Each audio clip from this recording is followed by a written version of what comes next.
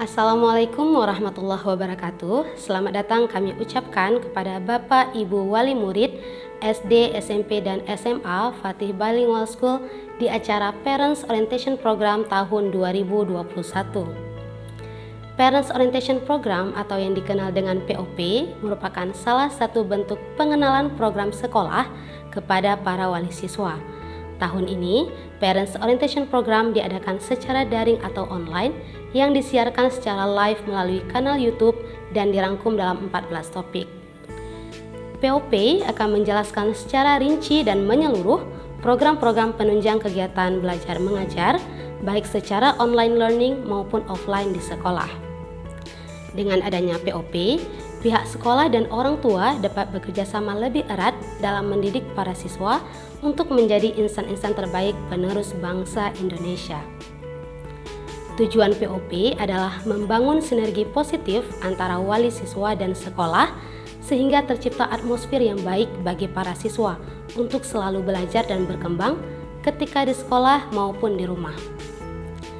Baik Bapak Ibu, sesi kali ini kita akan membahas tentang Science Olympiad di SD, SMP, dan SMA Fatih Bilingual School yang akan disampaikan oleh Mr. Gulbuddin Hikmatyar Al-Akbar. Nah, sebelum memulai, saya akan membacakan sedikit profil singkat pemateri kita hari ini. Mr. Gulbuddin Hikmatyar Al-Akbar BSc, beliau berasal dari Semarang, Jawa Tengah, menempuh pendidikan di Middle East Technical University di Turki pada jurusan matematika. Saat ini beliau bertugas sebagai guru fisika untuk SMP dan SMA Fatih Bilingual School sekaligus merangkap sebagai koordinator Olimpiade tahun 2021-2022. Baiklah Bapak Ibu, langsung saja kita dengarkan pemaparan hari ini oleh pemateri kita.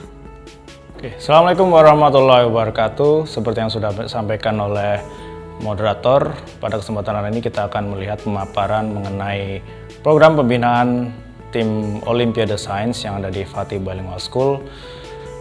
Di bagian pertama saya akan menyampaikan untuk yang ada di SMP, SMA. Di sini saya mengambil judul Nurturing Academic Skills Through Participation in Science Olympiad. Karena memang salah satu faktor mengapa tim Olimpiade Sains ini dibentuk di Fatih Bilingual School untuk salah satunya mengasah skill akademik siswa yang nantinya menjadi anggota tim Olimpiade tersebut.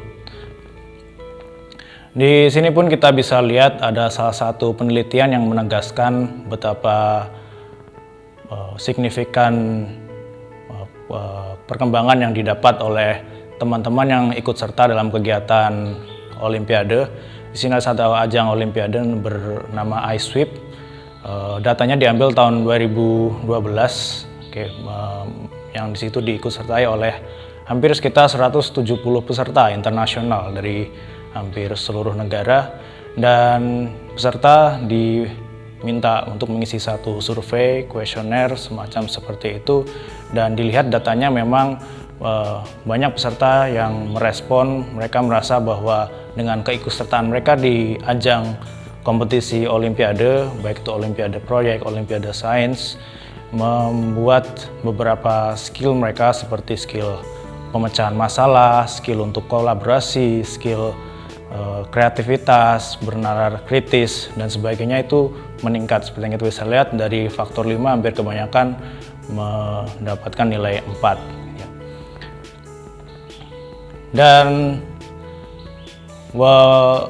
oleh karena itu di Fatih Bilingual School, peran tim Olimpiade Sains ini cukup penting dikarenakan karena visi utama tim Olimpiade Sains itu sendiri, kita ingin membentuk suatu komunitas siswa yang benar tidak hanya berprestasi, tetapi juga bisa menjadi inspirasi kesuksesan untuk siswa yang lainnya juga. Jadi teman-teman di tim Olimpiade ini tidak hanya belajar untuk mengembangkan skill mereka, tapi dituntut juga untuk bisa memberikan satu kontribusi positif. Itu visi utamanya. Kita ada beberapa misi untuk menunjang visi tersebut. Yang pertama, kita ingin membuat sebuah program pembinaan yang berjalan secara sustainable, berkelangsungan, secara tepat sasaran, dan bisa bertahan lama juga. Karena memang salah satu faktor yang menunjang kesuksesan yang tahan lama untuk tim Olimpiade ini program pembinaan yang benar-benar baik gitu. Sehingga siapapun siswa yang masuk di Fatih Bilingual School nantinya maupun di tim Olimpiade itu tidak akan mempengaruhi raihan prestasi dari tim Olimpiade Science. Dan juga pastinya kita punya target kuantitatif, kita ingin sukses di ajang paling bergengsi di Olimpiade Sains antar siswa, yaitu kompetisi sains nasional yang diprakarsai oleh pemerintah atau mungkin di bawah Kemendikbud sekarang, bahkan di bawah Puspresnas, itu juga di bawah Kemendikbud. Kita ingin meraih prestasi tertentu, pastinya tiap tahun kita ingin ada satu grafik yang naik. Tak hanya itu juga, kita ingin juga tim Olimpiade Sains di Fatih ini bisa berkontribusi juga di masyarakat sekitar, terutama untuk di Fatih Bilingual School, yaitu untuk siswa atau pelajar di Aceh. Ya, kita ingin bisa buat bank soal, targetnya seperti itu, tapi sampai sekarang mohon maaf masih belum bisa tercapai. Ya, jadi untuk mengejar target itu tadi, ya, kita ada beberapa program-program yang kita canangkan dalam setahun, bahkan 2 tahun juga. Mungkin sebelum kita lanjut, ini ada sedikit ya intermezzo ya. Fantasco kita juga punya logo, ini logonya pun dibuat oleh siswa-siswa sendiri tahun 2016, angkatan ke-9 kalau nggak salah. Jadi kalau di Olimpiade Sains itu sendiri, mungkin sebelum kita bicara lebih jauh, ada untuk SMA itu ada 9 bidang yang diujikan. Kenapa ada 9? Itu mengacu pada kompetisi yang ada di tingkat internasional. Jadi harapannya nanti peserta yang berprestasi di ajang nasional itu nanti akan diikutsertakan di pelatihan oleh pemerintah. Kemudian nanti disaring lagi sampai terpilihlah satu tim yang akan mewakili Indonesia di ajang internasional. Untuk SMP sendiri ada 3 bidang, IPA, IPS, dan Matematika. SD ada 2 bidang. Dan ini tiap tahun bidangnya selalu sama ya. Jadi 3 hal utama yang akan saya paparkan di sini. Pertama ada sumber daya yang kita punya di tim Olimpiade Sains. Kemudian yang kedua program utamanya, yaitu berkaitan dengan program pembinaan. Dan yang ketiga yaitu program penunjangnya, sehingga program yang utama tadi juga bisa berjalan secara maksimal juga. Nah, sebelum kita bicara tentang sumber daya, mungkin ini sedikit apresiasi dan sebagai bukti komitmen Fatih Bilingual School untuk tim Olimpiade Science, itu kita alhamdulillah hampir tiap tahun di ajang KSN, sekarang namanya, kalau dulu namanya OSN, meraih raihan medali, baik dari SMP maupun SMA dari tahun 2010. Itu menjadi salah satu bukti memang ya kita benar-benar serius untuk ajang perlombaan ini, dan harapannya ini bisa menjadi motivasi buat teman-teman lain untuk bisa berprestasi juga, nggak cuma di ajang Olimpiade Sains, mungkin aja di perlombaan yang lainnya, mungkin ada lomba literasi, kemudian olahraga, fiksi, proyek, dan lain-lainnya.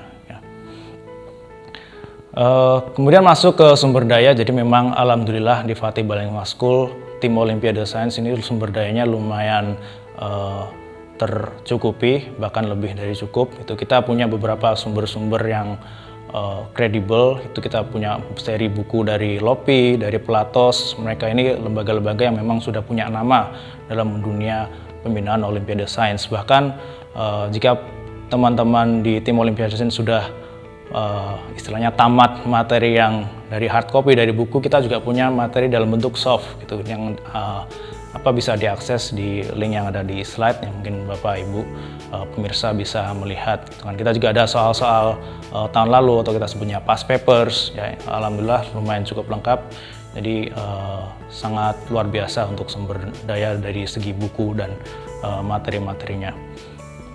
Kemudian untuk memang sebenarnya anggota dari tim Olimpiade Sains ini juga tidak terlalu banyak ya, jadi kalau terlalu banyak mungkin takutnya nanti tidak terkondusif. Ini pun untuk tahun ini kita sudah melaksanakan proses seleksi dan terpilih ya sekitar hampir 30-an kayak anggota kita untuk tahun 2021, 2022. Dan kalau berdasarkan tahun lalu, kita juga dibantu oleh pengajar-pengajar yang punya pengalaman yang luar biasa dalam dunia Olimpiade. Kebanyakan itu mereka mantan medalis OSN, bahkan ada juga yang memang punya pengalaman mengajar yang lama dalam dunia Olimpiade.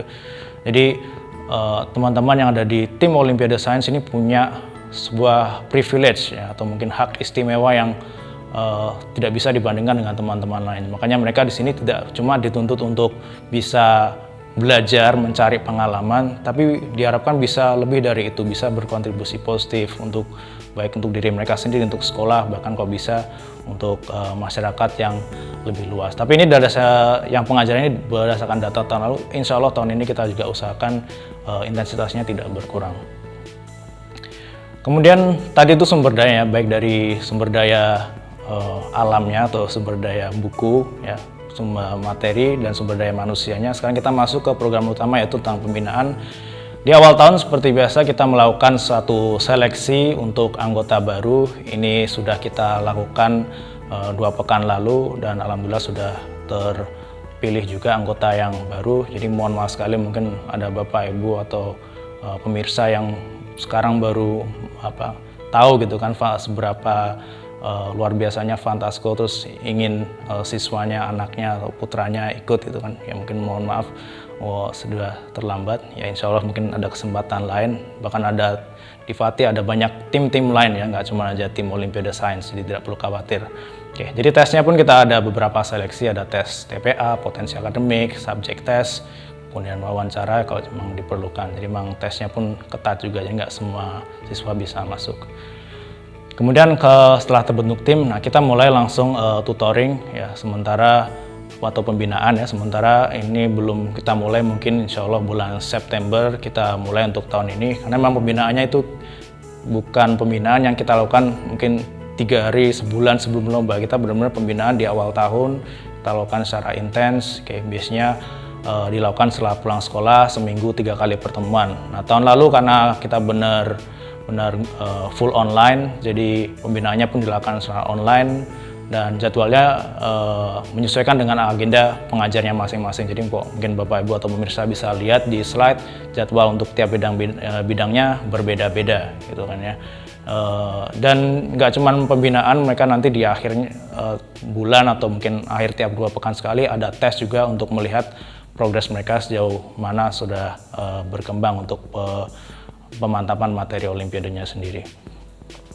Dan pastinya ini faktor yang menjadi kunci juga untuk menentukan atau bahkan juga menjadi sebuah katalis untuk teman-teman olimpiade bisa menguasai materi olimpiade lebih cepat gitu kan, itu dengan keikutsertaan di kompetisi.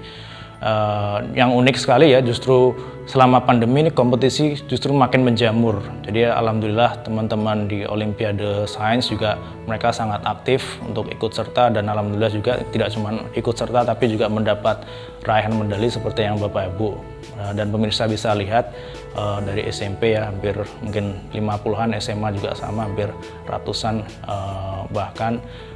Ya kita patut apresiasi untuk teman-teman ini, karena memang ya bukan bermaksud sombong, tapi tim Olimpiade Sains ini bisa jadi seperti tulang punggungnya FATI Balingwasul gitu kan. Tapi ya harapannya prestasi ini tidak membuat mereka jadi tinggi hati, tapi menjadi membuat mereka menjadi lebih haus lagi untuk bisa berkontribusi lagi untuk diri mereka sendiri paling tidak. Ya. Dan dengan ikut kompetisi mereka akan juga dapat pengalaman, dapat merasakan atmosfer langsung bagaimana bertanding dengan mungkin dari peserta dari sekolah lain, baik itu nasional, internasional. Oke.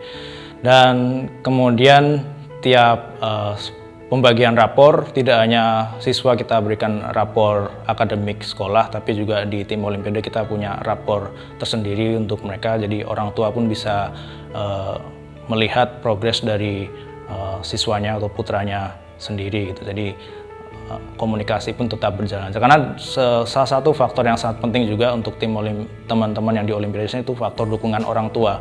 Karena memang saya lihat sepanjang saya menjadi pembina Olimpiade, kebanyakan teman-teman Olimpiade yang sukses itu tidak lain tidak bukan karena memang dukungan orang tuanya yang sangat luar biasa. Jadi mungkin Bapak Ibu yang nanti siswanya di tim Olimpiade, mohon bisa juga didukung anaknya, dibantu anaknya, ya kita saling komunikasikan bersama. Nah, kemudian yang tidak kalah penting juga dari program utama kita ada program penunjang. Ini ada beberapa mungkin yang saya pikir bisa kita bagikan di sini. Yang pertama ada keikutsertaan di pelatihan Olimpiade yang eksternal. Jadi ini ada beberapa program pembinaan yang bukan sekolah adakan, ya, bukan dari program normal, tapi beberapa lembaga atau institusi luar yang adakan. Ya, sebenarnya kalau di FATIS sendiri kita juga bekerja sama dengan lembaga Eduversal yang mereka memang tiap tahun bahkan hampir tiap semester mengadakan pembinaan khusus untuk anak-anak Olimpiade. Insya Allah mulai September ini akan dimulai. Tak hanya itu, kita juga ikut sertakan ke beberapa lembaga lain seperti pelatihan OSN, kemudian OSN Training Center. Harapannya ini juga bisa menjadi semacam katalis untuk teman-teman di Olimpiade biar lebih percaya diri, lebih mantap lagi dalam penguasaan materi Olimpiadenya. Dan ini juga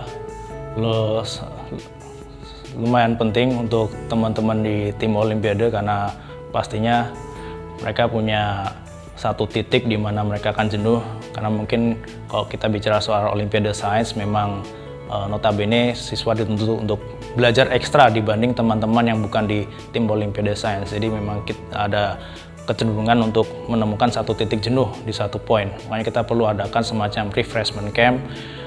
Dulu mungkin masa masih belum pandemi ya, kita bisa jalan-jalan ke beberapa tempat wisata di sekitar sekolah, gitu kan. Kita bisa buat program makan-makan, game-game ringan yang biasanya kita adakan semester bisa 2 atau 3 kali. Namun kemarin untuk online ya kita tetap adakan tapi dalam bentuk lebih ke seminar. Kita undang alumni untuk memberikan semangat, motivasi, atau mungkin bisa share pengalaman mereka juga gitu. Artinya tetap program ini tetap jalan, dan ini juga salah satu faktor penting supaya teman-teman di tim Olimpiade selain juga mereka refresh, mereka lebih kompak satu sama lain. Karena walaupun memang sejatinya Olimpiade Sains ini perlombaannya individual, tapi saya percaya bahwa peran tim itu sangat juga punya pengaruh untuk menjamin kesuksesan teman-teman yang lain juga.